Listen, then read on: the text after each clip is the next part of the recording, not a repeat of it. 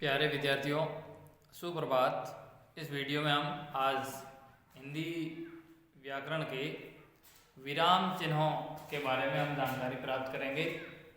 विराम चिन्ह, विराम से तात्पर्य होता है ठहराव या रुकना।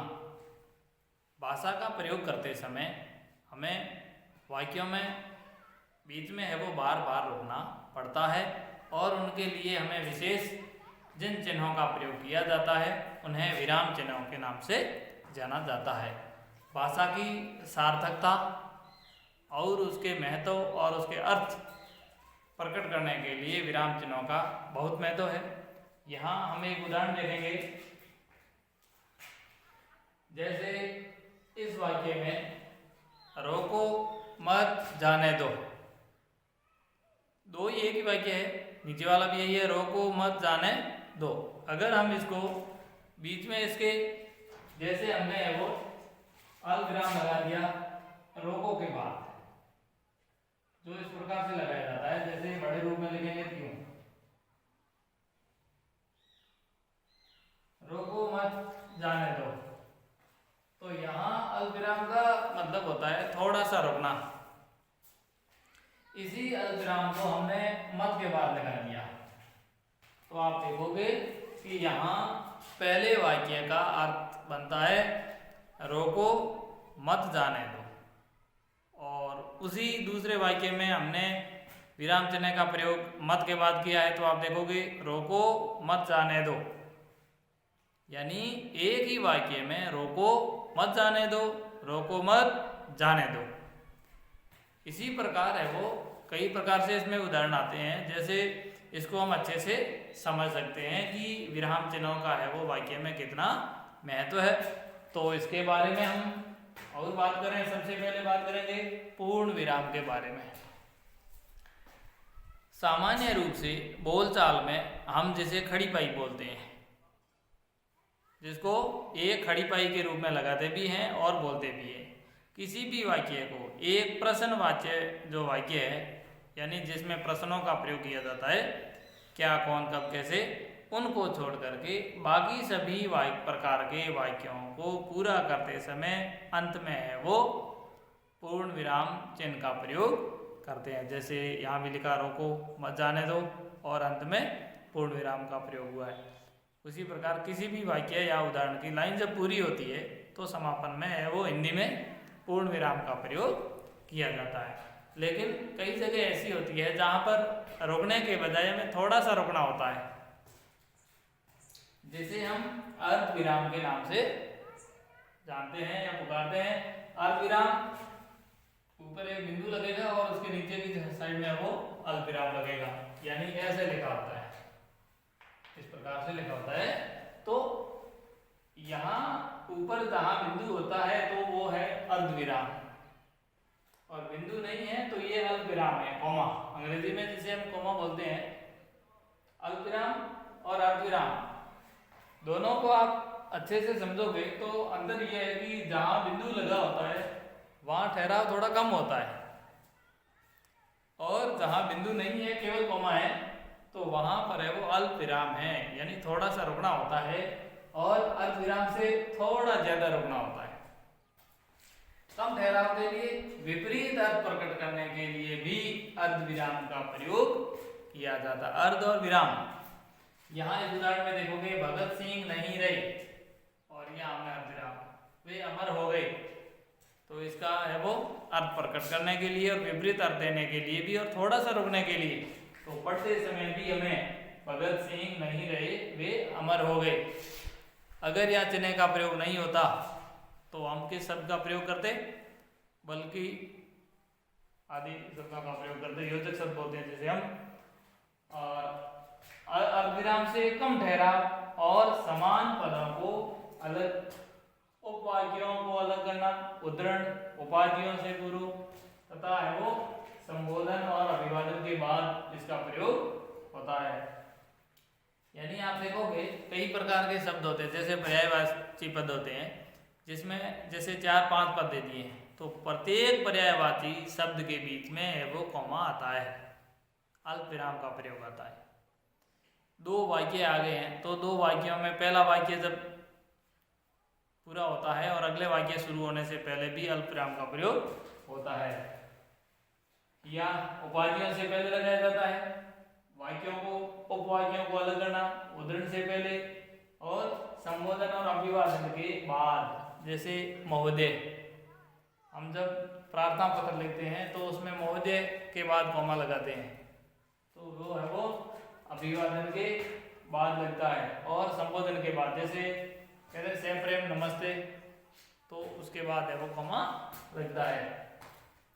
अब बात करेंगे प्रश्न सूचक चिन्ह। जैसे प्रश्नवाचक चिन्ह बोलते हैं हम सभी प्रकार के प्रश्नवाची शब्दों वाले वाक्य या सभी प्रकार के प्रश्नों के अंत में सदैव प्रश्नवाची चिन्ह का प्रयोग होता है।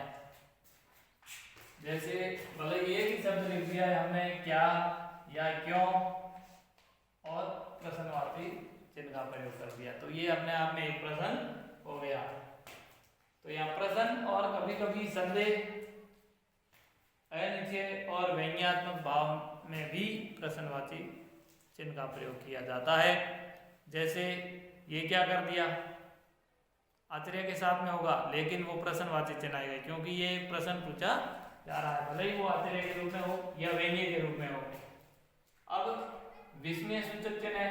विस्मय सूचक चिन्ह में क्या होता है, जो पूर्ण विराम की तरह खड़ी पाई होगी और उसके नीचे बिंदु होगा,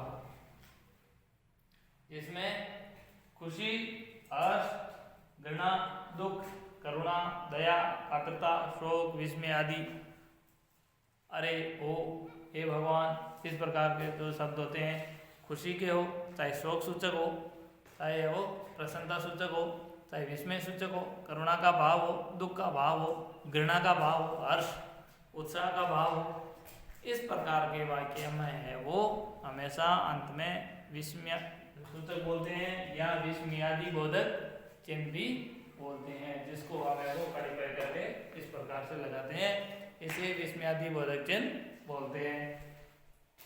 योजक चिन्ह की बात आती है तो यहाँ योजक चिन्ह और निर्देशक चिन्ह देखने में एक जैसे है।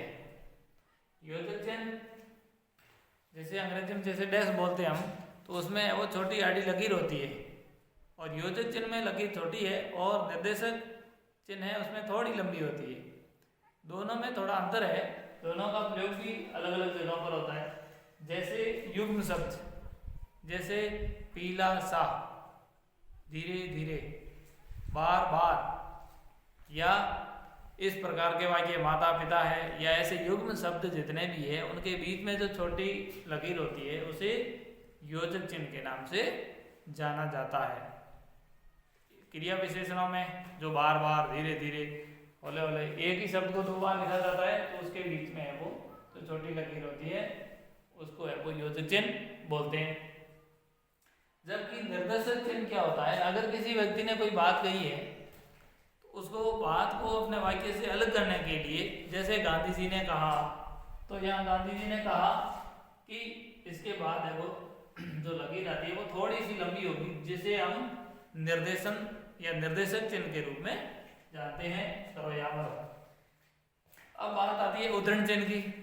उद्धरण चिन्ह है वो, जैसे अंग्रेजी में हम इसे इन्वर्टेड कॉमा बोलते हैं। उद्धरण चिन्ह दो प्रकार के होते हैं, एक एकहरा उद्धरण चिन्ह और एक दोहरा उद्धरण चिन्ह, जिसे अंग्रेजी में सिंगल इन्वर्टेड कॉमा और डबल इन्वर्टेड कॉमा के नाम से जाना जाता है। सिंगल, अब लिखने का सही तरीका 6699 इसका सही तरीका है, कई टिक लगा के छोड़ते हैं, यानी इस प्रकार से लगता है, ये है वो 66 और 99 के रूप में ऐसे लगता है। अब इसका प्रयोग अलग अलग जगह पर अलग अलग रूप में आपको करना है। कैसे करना है ये देखोगे आप कि उद्धरण चिन्ह में जो एकल उद्धरण चिन्ह होता है वो किसी व्यक्ति की बात है वो ज्यों की त्यों बात करनी है, उसके लिए दोहरा उद्धरण चिन्ह आता है, और किसी व्यक्ति का उपनाम होता है या किसी रचना का नाम होता है तो उस रचना के नाम पर है वो एकल उद्धरण चिन्ह आता है। जैसे उदाहरण के साथ आप समझोगे, गोदान प्रेमचंद की रचना है। यहां आप देखोगे कि गोदान प्रेमचंद की रचना है, तो इस गोदान के ऊपर जो चिन्ह आता है ये एकल उद्धरण चिन्ह होगा। या किसी कवि का नाम है, जैसे सच्चिदानंद, हीरानंद, वात्स्यायन, अज्ञे, तो उस अज्ञे शब्द के पहले और बाद में एकल उद्धरण चिन्ह, यानी एकल उद्धरण चिन्ह है वो जोड़ी में ही आता है, अकेला नहीं आता है, सबसे पहले भी और बाद में भी ऊपर की दिशा में आएगा। या किसी भी व्यक्ति जयशंकर प्रसाद, तो प्रसाद के आगे, इस प्रकार से है वो एकल उद्धरण चिन्हों का प्रयोग होता है। लेकिन दोहरा उद्धरण चिन्ह होता है वो किसी बात को हूबहू कहने के लिए उसका प्रयोग होता है। जैसे ऊपर वाला वाक्य आप देखोगे, गांधी जी का जो हमने वाक्य लिखा था कि गांधी जी ने कहा कि करो या मरो, जैसे यहाँ देखा करो या मरो, तो ये गांधी जी की जो बात है उसको गांधी जी की भाषा में, उन्हीं की भाषा में कहने के लिए जो करो या मरो है। या सुभाष चंद्र बोस ने कहा था कि तुम मुझे खून दो मैं तुम्हें आज़ादी दूंगा, तो ये जो सुभाष चंद्र बोस का वाक्य है जो उन्होंने कहा है उसी के रूप में और उन्हीं की भाषा में कहने के लिए दोहरे उद्धरण चिन्ह का प्रयोग होता है। अब यह बात आती है विवरण चिन्ह की। विवरण चिन्ह में क्या होता है, एक विसर्ग होता है और एक है वो योजक चिन्ह होता है। बड़े रूप में देखेंगे आप तो इस प्रकार से, तो ये विवरण चिन्ह है। विवरण चिन्ह में क्या होता है, अगर कोई टिप्पणी लिखनी होती है या किसी बात का विवरण है, जैसे हम परीक्षाओं में व्याख्या करते हैं तो उस व्याख्या विशेष या उसका प्रसंग लिखते हैं, तो आप देखोगे हम उसमें वो हमेशा विवरण चिन्ह का प्रयोग करते हैं। जैसे हमने लिख दिया प्रसंग लिखा और प्रसंग लिखने के बाद इस प्रकार से लगाते हैं, तो कई लोग इसकी डिजाइन करते हैं, तो ये सामान्य रूप से है वो इस प्रकार से लगता है, इसे विवरण चिन्ह बोलते हैं। अब बात करेंगे कोष्टक चिन्ह, जिससे आप सभी परिचित हैं। बात कहते समय बीच में उसके विशेष अर्थों को या अन्य अर्थ को प्रकट करने के लिए, बीच में ही दूसरी बात करने के लिए उसमें है वो जो कोष्टक लगाए जाते हैं, वो कोष्टक चिन्ह। कोष्टक जहाँ शुरू होता है तो बंद भी होता है, यानी कोष्टक भी उद्धरण चिन्ह की तरह जोड़ी में आता है। जैसे हमने लिखा यहाँ चारों वेदों की महत्ता बताई गई है, तो चारों वेदों के बाद हमने कोष्टक में लिख दिया ऋग, यजुर, साम और अथर्व, तो यहाँ 4 प्रकार के वेदों के नाम भी कोष्टक में हमने अलग लिख दिए, जो कि अलग अपना रूप दर्शा रहे हैं। त्रुटि परक चिन्ह आता है। त्रुटि परक को सामान्य रूप से ऐसे लगाते हैं, लगाना भी चाहिए। इनका प्रयोग कहाँ होता है, इसे हम सामान्य भाषा में है वो हंस पद बोलते हैं। हंस पद से तात्पर्य होता है कि हमने कोई वाक्य लिखा, कोई बात कही, कहते कहते उसमें से अगर कोई शब्द छूट गया है तो छूटे शब्द को पुनः लिखने के लिए हमें पूरी लाइन काटने की जरूरत नहीं है। एक ही शब्द को अगर बीच में से भूले हैं तो आप है वो, जैसे यहाँ हमने से लिखाई नहीं, भूल गए, उपाधि पूर्व लिख दिया, बाद में यहाँ आया और से लिखने की जगह नहीं बची है, तो वहां पर है वो हंसपद चिन्ह लिख दो और यहाँ से लिख दो। वो इस प्रकार से किसी अर्थ को, किसी शब्द को पंक्ति के बीच में लिखना है और उसके लिए उपयुक्त जगह नहीं है, तो वहां पर हंसपद चिन्ह का प्रयोग कीजिए और उसके नीचे की साइड में, ऊपर की दिशा में या नीचे की दिशा में जहां खाली जगह हो वहां पर उस शब्द को लिख दिया जाता है, तो व्याकरण की दृष्टि से वो शुद्ध रूप माना जाता है। फिर बात आती है संक्षेप सूचक की, जिसे हम बिंदु के रूप में, अंग्रेजी में डॉट के रूप में लगाते हैं। संक्षिप्त रूप में किसी बात को, जैसे हम लिखते हैं बीए है या डॉक्टर है, तो डॉक्टर को केवल डॉ करके और बिंदु लगा देते हैं। या अगर हम लिखते हैं पंडित, तो पंडित लगाने के लिए प और आगे डॉट लगा देते हैं, पंडित। पंचायत समिति लिखते हैं प स लिख देते हैं, ग्राम पंचायत लिखते हैं ग्रा प लिखते हैं, तो उसके आगे जो बिंदी होती है उसको संक्षेप सूचक चिन्ह के नाम से जाना जाता है।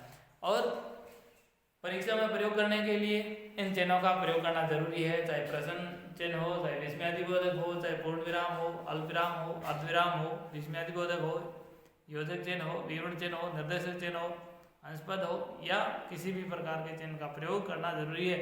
और एक ऐसा वाक्य भी आता है जिसमें विराम चिन्हों का प्रयोग करते हुए पुनः लिखिए, तो इस प्रकार के गद्यांश में है वो भाषा का जहाँ जहाँ ठहरा होता है बात का, उस अनुसार है वो उसमें चिन्हों का प्रयोग करना जरूरी होता है। तो बहुत बहुत धन्यवाद, आपको बात समझ में आई होगी। और अभी तक आपने चैनल को लाइक नहीं किया है तो लाइक करें, कमेंट भी करें और सब्सक्राइब भी करें। बहुत बहुत धन्यवाद।